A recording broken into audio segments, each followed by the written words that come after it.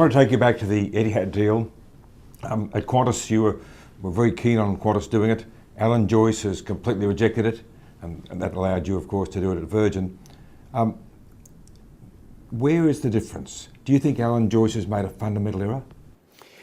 Look, it's not up to me to give Alan advice. I mean, he has a board for that, and I'm not going to comment on that at all.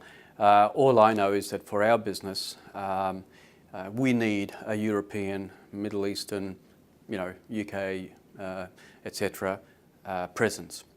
And when you sit back and think, how are we going to get that presence? Short of buying as I said before, a huge fleet of aircraft, you start working through a list of potential partners.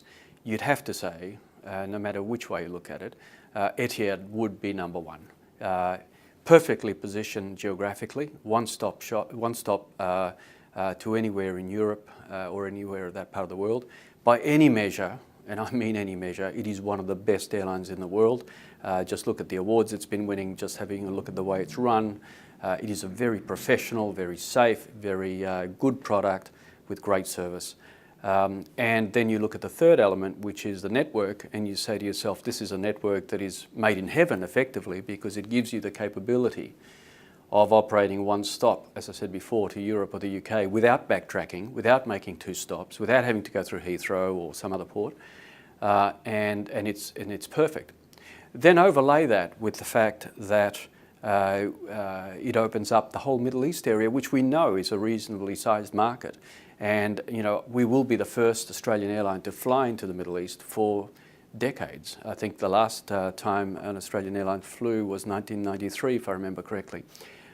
So it's a pretty, pretty formidable alliance.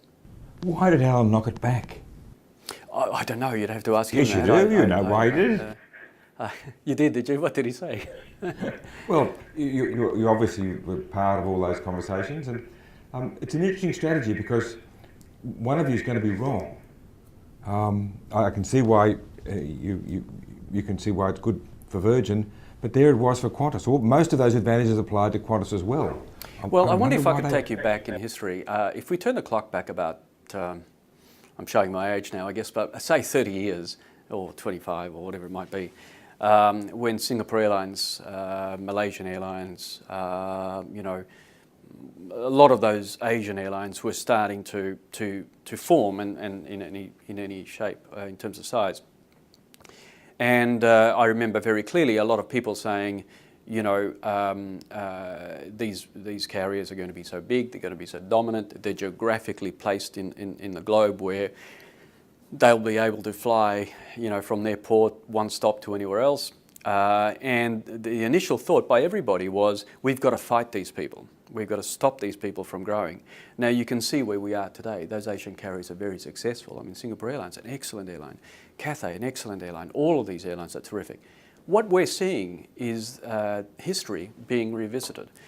Today, it so happens that the Middle Eastern area is where the new birth airlines are coming from, where investment is going into airlines, and where technology today allows them to exploit the geographic territory that they inherit by virtually flying literally non-stop from their hub to anywhere on the globe. So you have a choice. You can say, well, we're going to fight these guys. And remember what I said before, we've got 4 international aircraft, 4 international 777s, soon 5. Obviously, you're not going to do much fighting with 5 aircraft.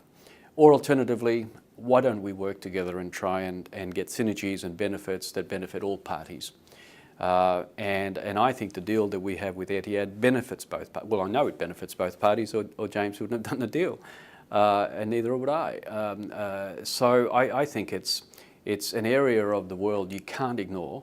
And you know better than I how many companies in Australia have investment and work in the Middle East. You look at the Leightons or there are so many Transfields, etc. companies, and it is an important destination now for Australia. It can't be overlooked.